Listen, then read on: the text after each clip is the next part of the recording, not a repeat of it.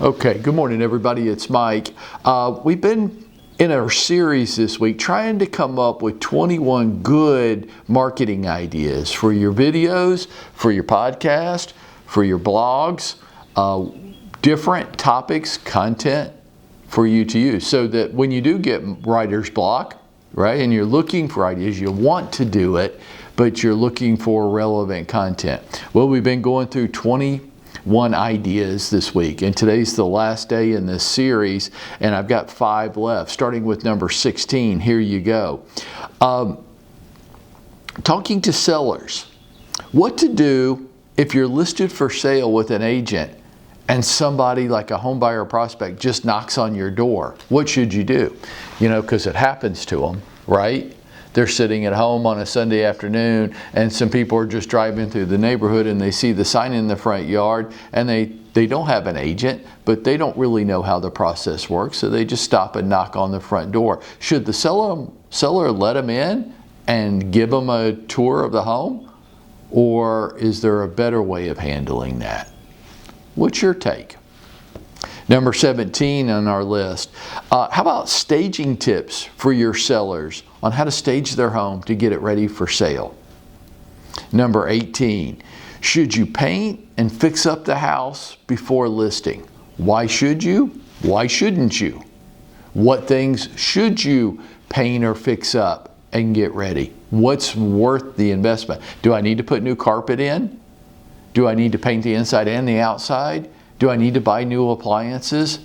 Am I going to get enough extra money from the sale to justify that investment? What's your opinion? And if you think they should, why? And which items are the priority? Number 19 this week. How to prepare your house for showings. Okay, look, you've got it up for sale. You've made the decision that you're going to sell the house. And you've got a showing at 2 o'clock this afternoon. As the seller of the property, what do you need to do to leave the home in good condition for showing? What are some tips that you could offer them? Number 20 on our list. Pros and cons of selling a house vacant versus selling the house occupied. Let's say that I'm planning to move and I'm asking you as my agent, well, can I go ahead and move all my stuff to my new home and leave this home vacant? Or do I need to leave it furnished because it'll show better and I'll get a better rate of return for a higher price on my home? What's your opinion? Should I or shouldn't I? And number 21 this week.